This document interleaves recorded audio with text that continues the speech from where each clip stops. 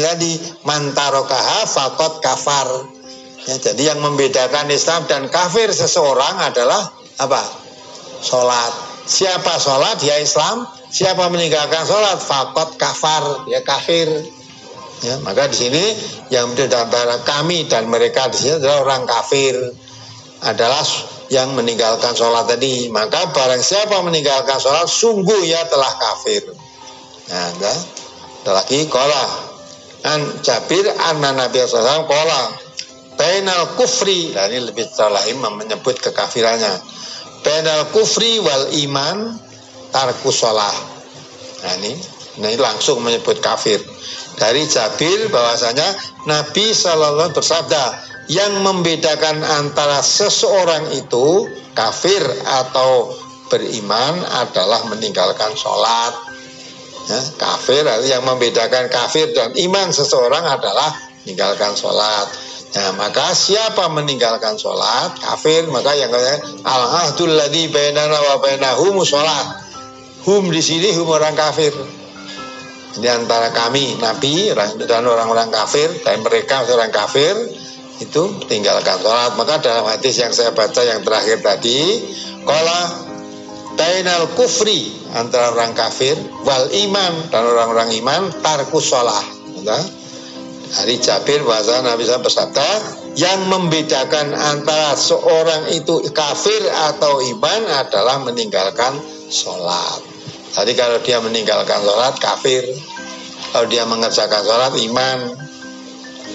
Ya, apalagi dari hadis fakana ruku'uhu nahwan min qiyamihi summa qama tawilan qariban mimma raka'a fakana sujuduhu qariban min qiyamihi.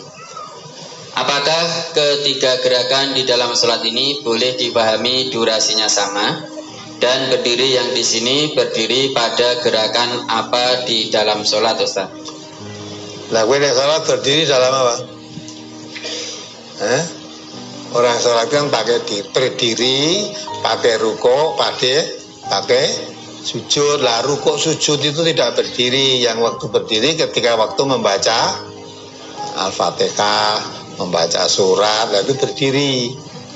Ketika ruko membungkukkan badan itu ruko, ya.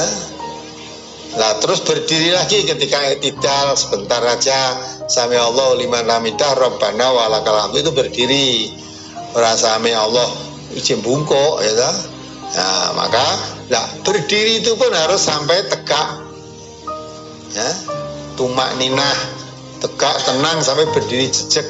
Ora kok sami Allah izin urung jadek wis sujud, lah itu namanya sholatnya tidak tumak ninah, tidak sah. Ada orang sholat, setelah selesai sholat datang nemuin Nabi mengucap salam, Nabi duduk situ. Nabi mengatakan ulangi sholatmu, terulang lagi sholat lagi. Selesai sholat salam, datang lagi kepada Nabi menyalami Nabi, assalamualaikum, dijawab oleh Nabi waalaikumsalam, ulangi sholatmu. Sampai 3 kali. 3 kali suruh ngulangi lagi. Orang itu mengatakan, ya Rasulullah, saya tidak bisa mengerjakan sholat kecuali seperti yang sudah saya lakukan. Nah, Nabi menjelaskan kalau dalam sholat itu berdiri, kemudian rukuk yang tumak ninah. Ya, ninah itu kalau rukuk sampai kemarin contohkan kan, sampai punggung ini rata. Jadi ibarat rukuk itu ya. Rukuk itu punggung itu rata, sampai andai kata orang pakai gelas itu ditaruh di punggung ini orang maut. Jadi kalau rukuk begini tidak boleh, ya. Nah, itu rukuk sampai dingklok banget begini ya tidak bisa, rata begini lah.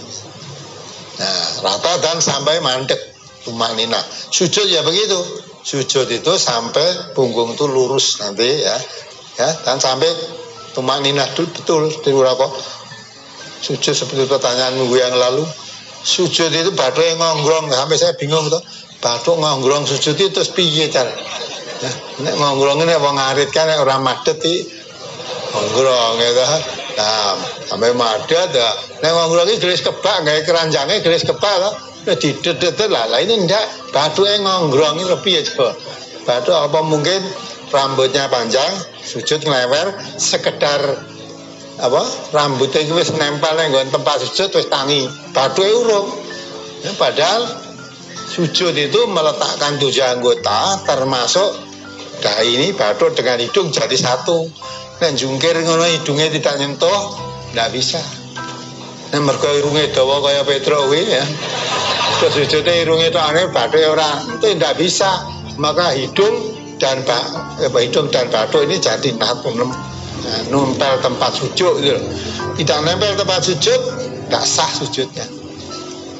Nah maka itulah jadi berdiri, ketika berdiri itu ya ketika membaca iftitah, membaca fatihah, membaca surat, ketika takbiratul ihram ya itu berdiri dulu membaca terus nanti rukuk ya, rukuk bungkuk badannya tadi berdiri iktidal berdiri lagi. Ketika iktidal itu berdiri sampai tegak betul. Jadi dorong tiga kali rong atek jejak wis langsung sujud ya, itu namanya tidak tumak ninah. Salat yang begitu tidak sah itu. Ya, Nabi suruh mengulang menghilang. Coba kamu lihat kalau orang sholat nanti kalau ada orang sholat di masjid kamu perhatikan. Kadang-kadang kan sujudnya cepet banget, rukuknya cepet banget. Ya pernah lihat gitu enggak? Nah, mau coba jepong lagi. Urung tenang wis tangi. Nah, tidak tumak ninah. Ketika zaman Rasulullah mendapatkan orang sholat begitu, Nabi suruh mengulang terus, ulang sampai 3 kali. Cik ngono, akhirnya orang itu menyerah ya Rasulullah. Gampangnya saya bisanya sholat ya seperti itu kok tidak sah. Suruh mengulang terus, saya tidak bisa sholat selain yang saya lakukan. Nabi terus menjelaskan, tumaninah, rukuk itu sampai tenang, jangan tergesa-gesa bangkit sebelum tenang pakai tumaninah. Rukuk begitu, sujud juga begitu. Ya, sujud sampai baca sujud dan tenang, dah jangan tuh cepet-cepet bangkit dari sujud padahal belum tenang tadi ya. Nah, itu tenang di sini maksudnya tumaninah. Nah. Ya apalagi anak laki-laki yang masih berumur 13,5 tahun, apakah sudah sah menjadi imam sholat Ustaz? Nah kalau memang tidak ada yang lain, ya tidak ada yang lain.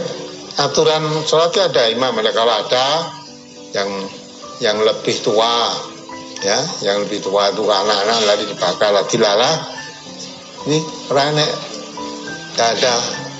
Kalau dia umurnya 13,5 tapi dah sholat 5 waktu rajin, dilalah mengimami sholat, yang lain perempuan-perempuan, yang dia yang jadi imam. Kalau yang lain-lain ada laki-laki, mengapa yang anak kecil tarikan yang lebih tua? Ya gitu kan, bacaannya lebih fasih, umurnya lebih tua, zaman Rasulullah. Tambah lagi kalau umat Islam masuk Islamnya lebih dulu gitu lah, dulu. Nah, kalau anak kecil kan memang terpaksa tidak ada yang lain, ya makmumnya ibu-ibu putri, yang ada laki-laki udah umur 13,5 tahun. Tetapi kalau dia memang sholatnya sudah tertib 5 waktu, ya memang dia tepat bisa sholat 5 waktu dikerjakan dengan baik, boleh jadi imam. Apalagi